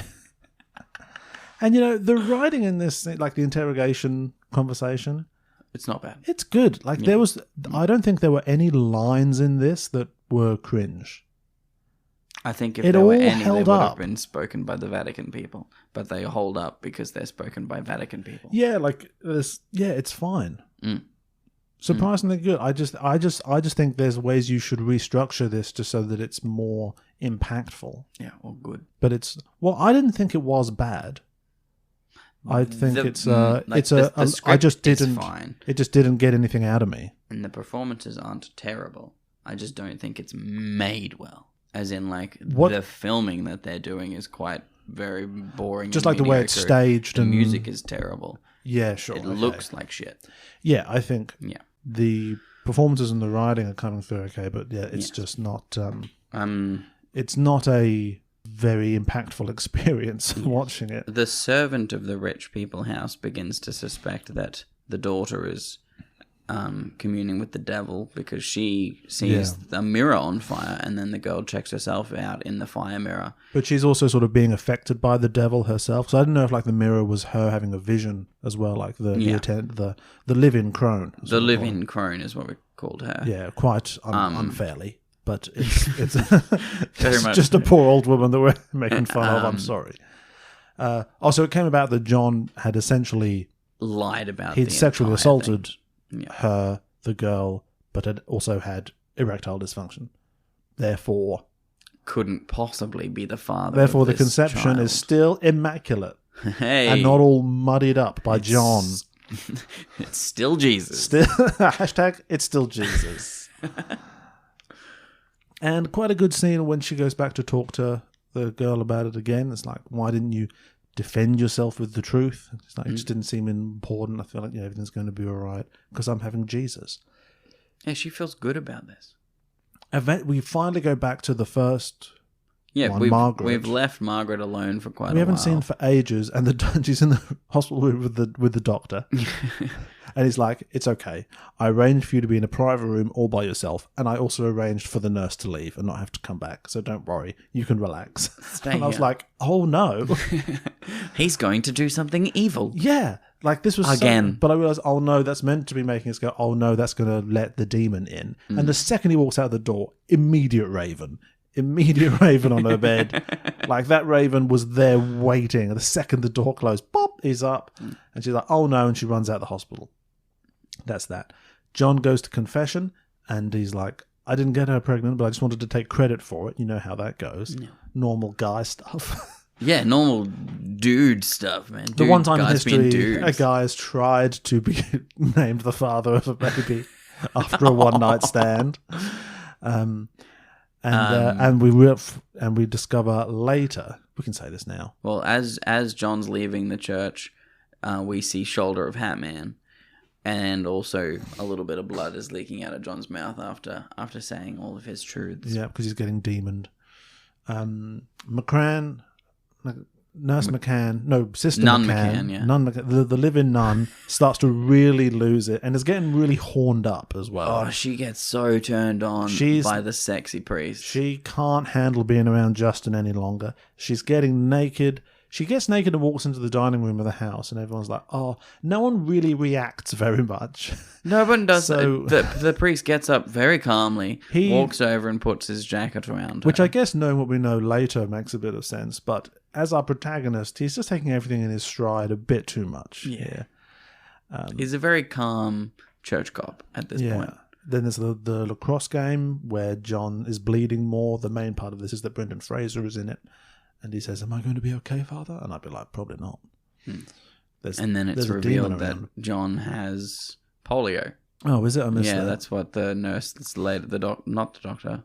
One of the nurses confirms that John has polio. And Polio that's- Venice? Yeah, polio Venice. Shit, eh? Yeah. The crone, Because there's an outbreak. the live-in crone goes full psycho. And She does go full on psycho. and tries to stab the girl during a thunderstorm. Tries to stab Kathleen. And, on one level, this is pretty crazy. But also, at this point, I feel like, well, she's the only one making moves. Oh, She's by the this only point, one... they've taken Anne, the live-in nun. She went a little bit loopy, got naked, tried to make the priest. They basically put her in a cab and sent her back to the Vatican. Because that's where you send... Oh, no, it's the Archdiocese is where she got sent. So the local big church. Yeah. That's where they've sent her. And that's then, where you send someone having a psychotic break. When she leaves the house after her psychotic break, old crone goes crazy, tries to kill Kathleen it's my time. During a lightning storm. Yeah. At this point, Justin is acting a bit weird as well. Justin locks the parents outside of this room while this confrontation is taking place. Why is he in the house at this point? That makes no sense. Kathleen and Crone end up out on the roof, and the crone ends up falling off the roof in quite a funny way. She falls just like a sack of potatoes. Like, she's not moving. Nobody pushes her or anything. It's like, she just falls off the roof. She just goes. She's dead. And yeah, I felt like she was the only one really trying to handle the situation. I'm not saying someone should have stabbed Kathleen, but at least that would have been a definitive... Yeah, it's an answer to the problem. It's an answer to the problem. Yeah. Is it the best one? Well, it's the only one we have at the moment. And that's what that, like, notoriously, that solves many things, many problems with your neighbors in Salem. Yeah. Just kill them. Just kill them. Just get them killed. Look, if that's, yeah. If you've got women being troublesome in sort of, troublesome. Well, they're troubled. They're already early troubled. Colonial times. If they're troubled, and now they're being troublesome even more so, because of issues to do with female sexuality and reproduction, which, frankly, no one understands, and how could they ever? And we definitely don't respect or want to talk about that much. Then just throw them all in a lake. And see what happens. It just makes sense. It just makes sense. If it didn't make sense, do you think would we have done it so much? I mean, you're meant to learn from history. You know what I mean? Anyway, you'll never guess who turns up then. Bloody Rossetti from the start. Oh, yeah. So, Church cop number one. Crone dies, and then Justin busts out of the room, and the parents are like, "What are you even doing here, mate?" Yeah. And Justin runs downstairs, gets stopped at the door by Church Cop V1. OG Church Cop is back. Who just starts exercising the motherfucker, because it turns out that Justin was the dickhead all along. So the big twist here, that really, I did not see this coming. Me neither, really. Like, I like that it was a good twist. It was a pretty good fucking twist. Justin, the Church Cop 1, O'Clellan or whatever, yeah. who's been our protagonist this entire time. Church Cop 2. Church Cop 2 Yeah. has Shutter Islanded us. Except it's not even that, because he's known what he's doing the entire time. He's just the bad guy. He's corrupted. And he is the bad guy. And he orchestrated the hit on Rossetti at the start. He sent the gangsters. Just with two normal human gangsters on motorbikes. He also corrupted old live-in nun Anne to get all naked and sexy around him and then get her sent away. And Rossetti has been the Hat Man the whole time. Following all the moves. Doing the real investigation. Mm-hmm. It's a shame he didn't kick into action before the crone fell. Yeah, a bit of a shame. But it was Russian. I guess so. He was Russian there. But is Justin, is he just a fallen human? Or he's not a demon per se himself? I believe he is a fallen priest, a fallen human. And so Rossetti... He's not possessed. He's just corrupted. Yeah, like which Anne. is worse, really, isn't it? Yeah.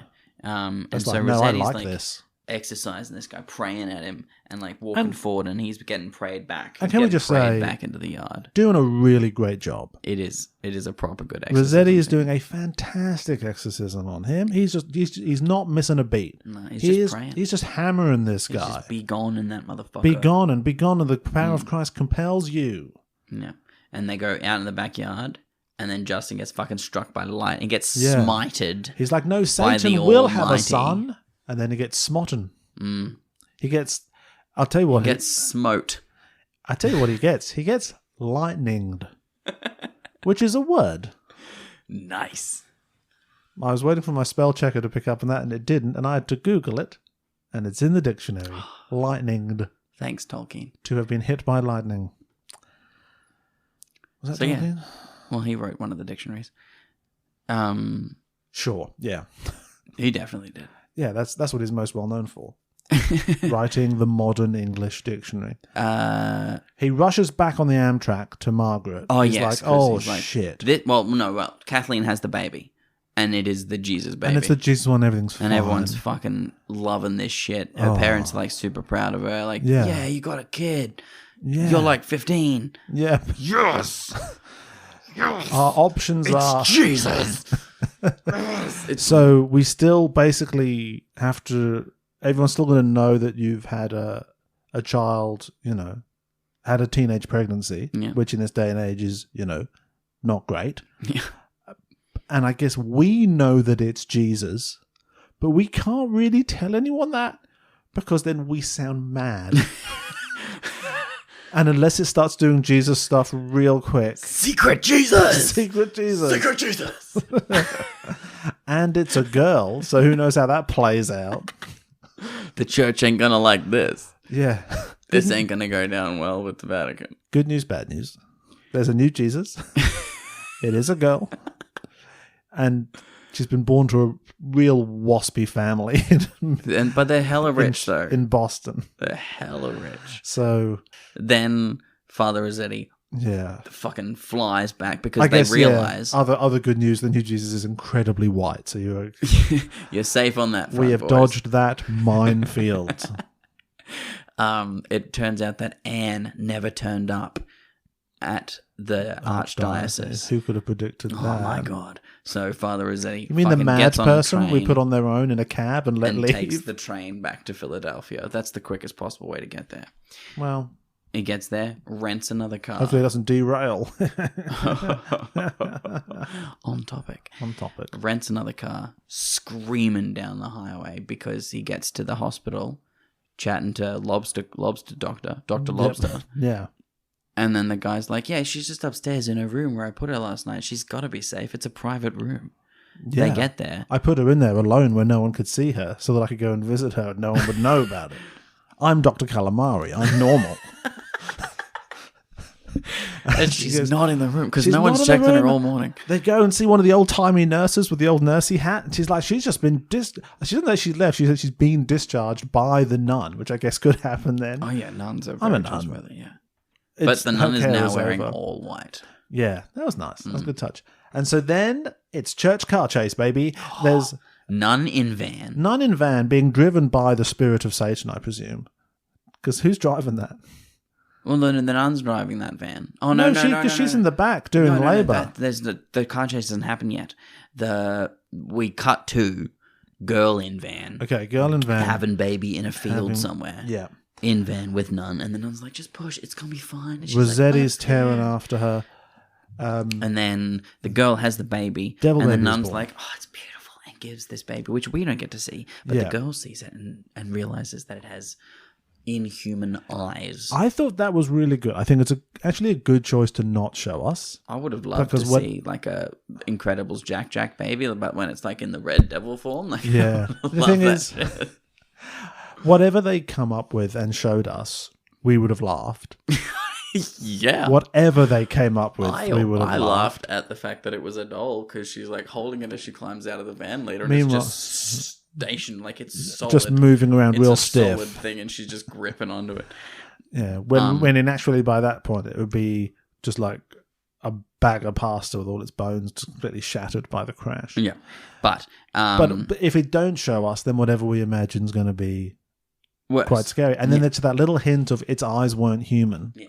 And the fact that she gives birth to it and immediately screams when she sees it, that's good. That is good. That's good horror. I mean, it wasn't horrifying, but that's good.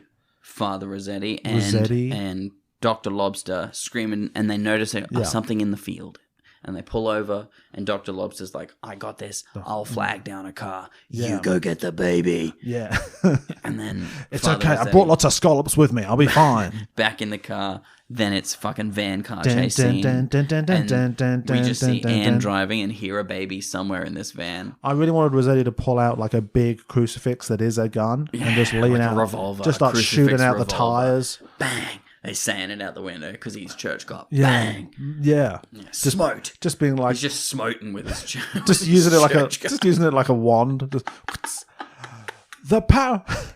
The power of Christ compels you. He's got a megaphone like a police car. He's like, the power of Christ compels you. To pull over. This is the first exorcism done at 80 k's an hour. Pull over.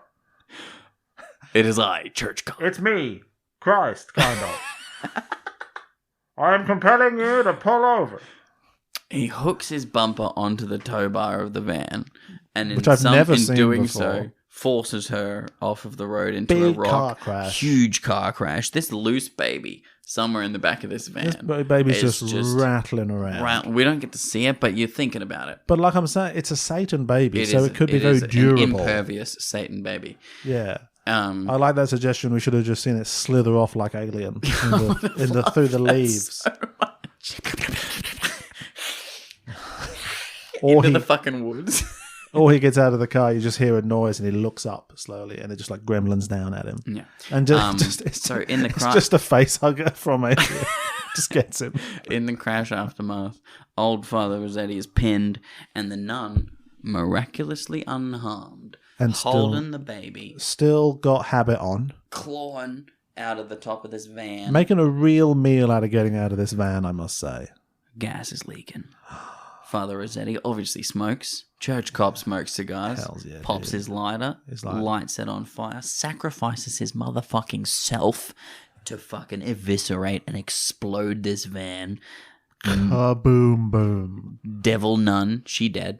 And presumably, devil baby, burned to a crisp. And that's a movie right there. What a great 10 years No. later. What a great place to end it would have been. And then we get an insane 10 years later. Credits immediately after that would have been Credits, so good. yeah, really fast credits. Because with it's like, basically what happens next means nothing. But like if credits had happened straight after that with like Mr. Bean music. yeah. Well, immediate, really fast credits that immediately zooms down to just be the corner of the screen to allow the rest of the screen to be an ad for Who Wants to Be a Millionaire. That's just about to start. That's what that should have been. But instead we get 10 years later. Kids coming out of a school or church or And we whatever. concentrate on one blonde-haired, beautiful little girl. Yeah. And But she then just looks happy But there's also a dark-haired boy. Oh no. across the street. The antithesis. And he has weird one lazy eye. Then his eyes glow red. And he causes a car crash that kills a nun. Car hits a nun. And then all the A girls live-out nun. approach the dying nun, and the driver's like, she just stepped out in front of me. And then one of the girls glows with a heavenly light and is like trying to bring the nun It's back. not heavenly. Well, I It's think that's more how of a it's a- yellowish green. Well, I mean, depends what you think heaven looks like. Given maybe the TVs back then would have shown it being more heavenly. I imagine heaven as having sort of sour tint. But She glows. she's trying to bring the nun back. And but then the demon boy's demon eyes glow again. again. And so now they're dueling With As his this- sick mental powers. as this live-out nun's life hangs in the balance. But Jesus chick wins. Jesus girl wins. And it's like, oh, credits. That's it. Oh no, freeze frame on her as she Oh, smiles. Yeah, she smiles. Old-timey freeze frame. Credits. So What the fuck's that supposed What to the- mean?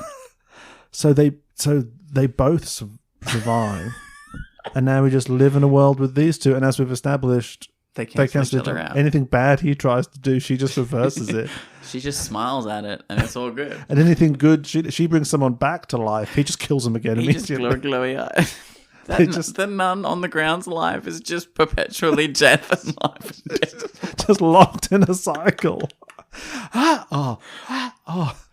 It's just a Black Mirror episode. The driver is like so relieved, and then it's like, no! Just 10 years later again. It's still They're on the all same still fucking there. street. Everyone just thinks it's like an art installation at this point. So is this David Blaine? What's going on here? Oh man. But these two just can't ever. Neither of them can get any traction on the world because the other one is around as well. It's just like cat dog, just constantly pulling in opposite directions. That's the end of Child of Darkness. So that's Child of Darkness, Child of Light. It's not terrible. It's not bad, but it's just sort of weak in terms of what it's trying to do. Yes, it's poorly made, but well made for the time. Big things. Brendan Fraser's face for 13 seconds. Mm-hmm. Great face. I think it's terrible haircut, short shorts, great. I'm going to put it at more. I think it's 5 seconds generously. True, but like in total, he's on screen for maybe 13 seconds. Because there is that lacrosse game, and you do see him a couple of times during lacrosse. He's on screen, like for the basketball, he's on screen. You can't say his face is there because I've zoomed in. True, and it's we can't really say with confidence that that's him. It's definitely Brendan Fraser. It's definitely him with the lacrosse team. Yeah, he plays lacrosse for a little bit. So just overalls, I would start out with the two girls, make them friends, not in two different places. Oh, fuck yeah. So that they care about the other one. Have them both get lost in the woods one night, both come back preggers. Something like that. And then they care Lost in a church one night, both come back preggers. So if one of them has a demon baby, the other one cares because it's their friend. I need a clearer timeline on the pregnancies. I was like, where are we up to in this? They're hella pregnant by the time Father Justin gets there. Yeah, but I just need someone to say we're 8 months in, or be 4 months in and the baby is born and it's fine because it's a Jesus demon or something. Yeah, Jesus babies. Fucking superpowered Jesus baby. She should fly. I think that little girl at the end should have flown away like Neo in the first Matrix. Come on. Yeah. The ground wobbles as she takes off into the fucking sky. The demon boy just looks up at her calmly, and then 2 more of him come and stand either side, looking and then up. they beam. And then they look at each other and just sort of nod and walk away to join the 1,000 of the other of them standing in a field. Superpowered Jesus babies. Yeah. I think I missed that one newspaper headline was meant to be, the world's like a little bit ending. Oh no, there was a clip while they were at the hospital. Okay, maybe I where missed Father that. Justin actually gets to watch. I think it's just more of that. After he meets the doctor for the first time, but they like we are shown that the world has a lot of stuff happening. Okay, well, I also have some of that happening in the town, in the local area. Have it take place in one town instead of 2. And neither of those towns should be Boston or Philadelphia. Oh, sorry, small town Philadelphia. If it's going to be America, Pennsylvania. Have it small town Middle America, like a farm town. Okay. Because that's where Jesus stuff rather than a means mill lot. town. Yeah. Don't have it in like the Pacific, like I don't know where. the Atlantic Northeast or whatever it is. Is that what you call that? Or Pacific Northwest is the other side. But like, don't have it in like Stephen I know what King's you mean. Maine. Have it in a more like evangelical area. Yeah, like Texas. But evangelical isn't Catholic. Like those areas are very Catholic, I think. Like Boston. True. Catholic, Boston is Irish Catholic. And that's what this has to be. Better yet, put it somewhere like in Europe, where the Vatican could conceivably send a priest within a day. I didn't mind it being there and then them being connected to the Vatican. But I just think, I don't mind where it is, but one town, you could still do rich-poor. Have them be 2 friends of very different backgrounds, but who have become friends at school across this social divide. And then, you could do have it be an interesting story about 2 girls having teen pregnancy in this town. Yeah, and That how gets they to- both become pariahs. And the different ways it plays out for them because of their different social settings, overlaid across this supernatural background story of, we think one of these is Jesus and one of these is a demon. But both girls should have families. And I think poor girl's family should just support her from the get-go. Rich girl's family should be like, hey, yuck, you've tainted our reputation. We're going to hide you from the world. You do something like that. Because if one of them is more sort of trailer park, it'd be more... this sounds kind of bad. But it would be You more- could write it as being more commonplace. Exactly. In their social circles And, for like- people to have children. Yeah, younger. and they're like, this is ruins a her prospects problem. for her life to have a kid this young. But they might be like, they don't think she's a bad person for that No, happening to her. exactly. Because they all know someone who it's happened to.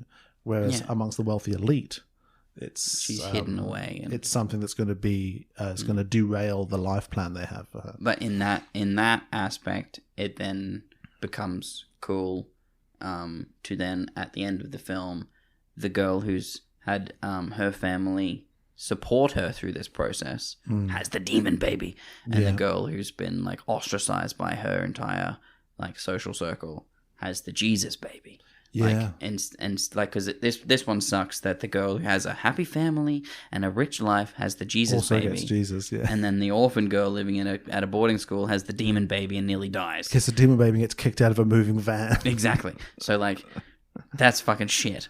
Where she should still have the demon baby in our film, but she has a supportive family unit Yeah. that helps her through the pregnancy and then defends her from the demon baby as it tries to attack them all after it pops out and like runs through the woods like. Yeah.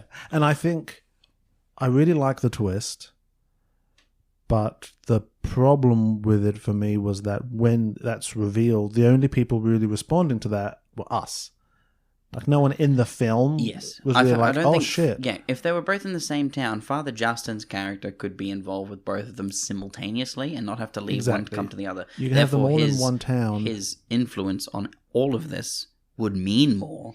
And then Yeah. when old Church Cop V1 turns back up, you're like, oh, fuck. This dude was corrupting the both of them, trying to make two demon babies. Well, yeah, and you could just play up more the buddy cop situation with him and... Nurse Anne. no, between him and Dr. Dr. Haddock. Octopus. Yeah, Dr. Octopus. I'm trying to think of... What's a funny one?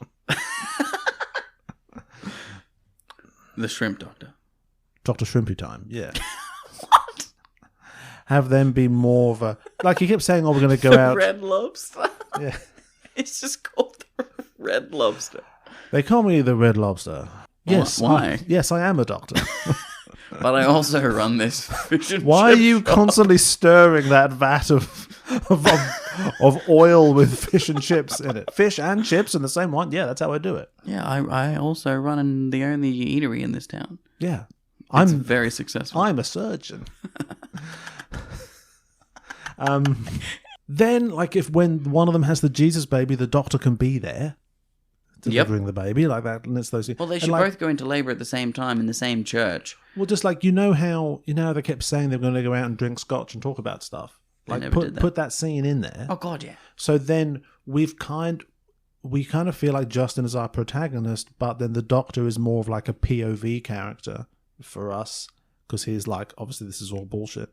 So then when Justin is revealed to be, it's kind of how so then when Justin is revealed to be fallen, Yeah. then Well, you could also have your doctor. we still have the Doctor in there as during us. them having a drink scene. The doctor says, "Yeah, I used to get along really well with Father Manetti when he was here investigating this. Like we formed a friendship. It was just sad to see him Yeah. crack under the pressure. Like, He loved my oysters. He did. He loved the Mornay. Yeah. He loved the Mornay. Seafood references for Constantly. the whole fucking film.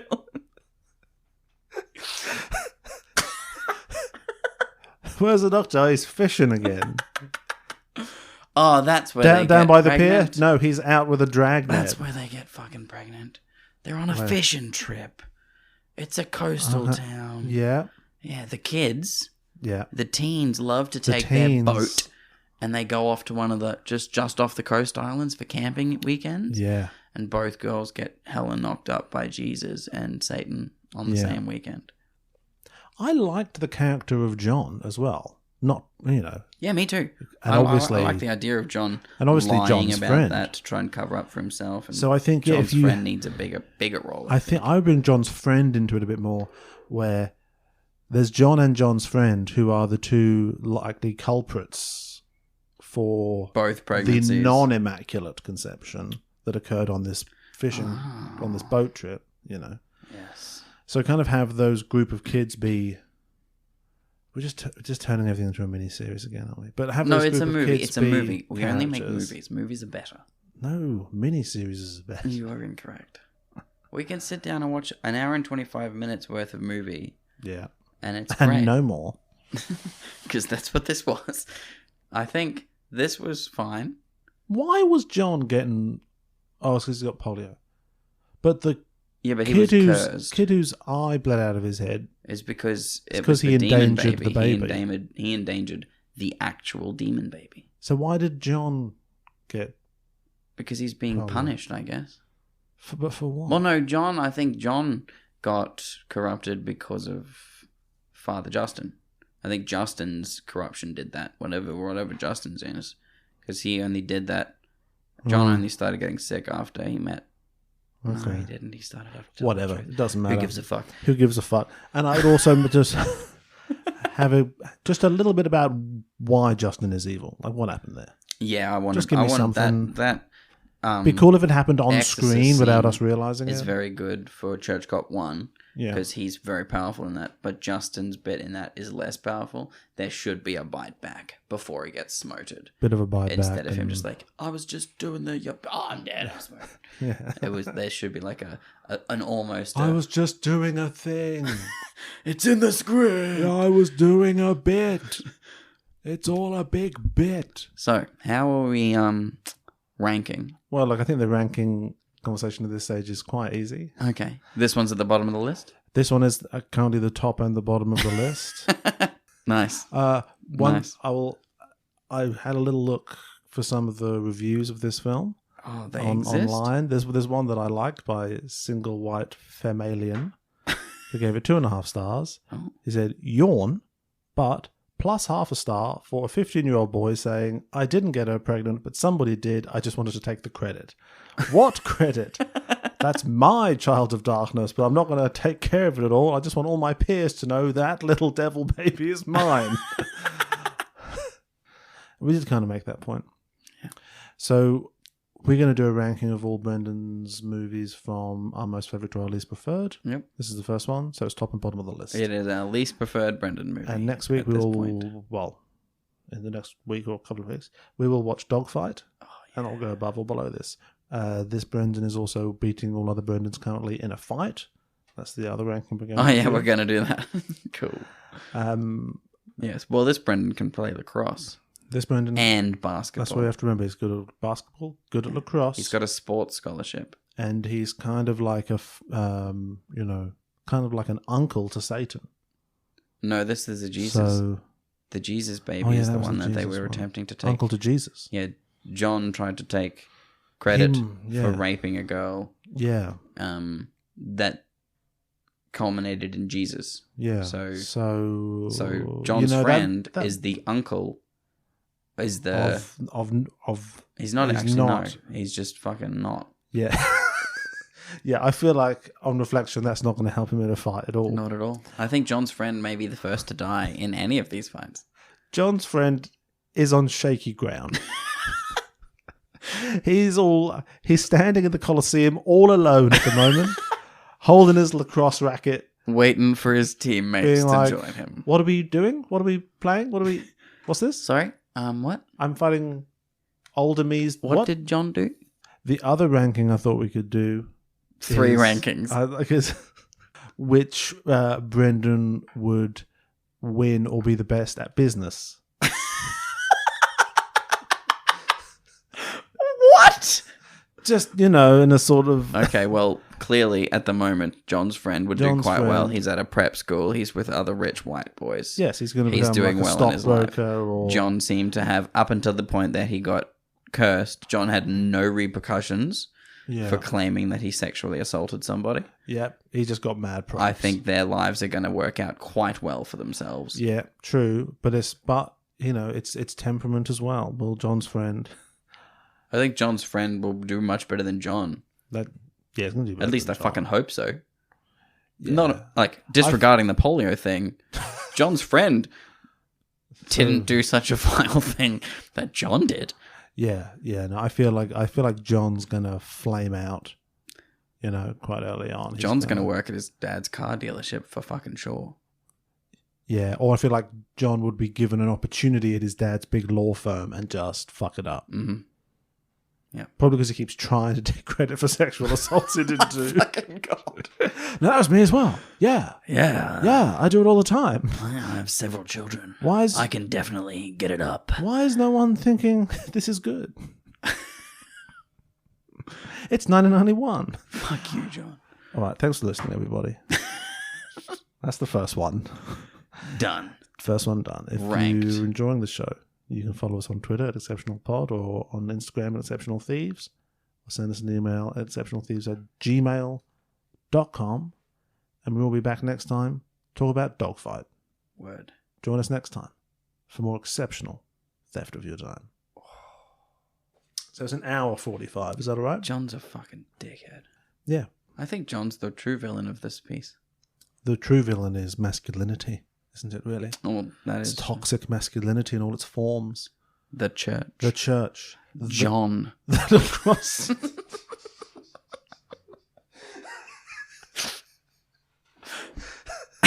All was its gonna- forms.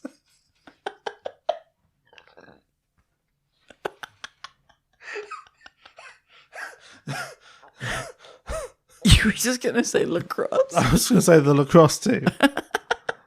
As we know, toxic masculinity is a scourge in our society in many forms. We know it's a problem in the church, police, military, John. Hey, sorry, John. You are as bad. On your own.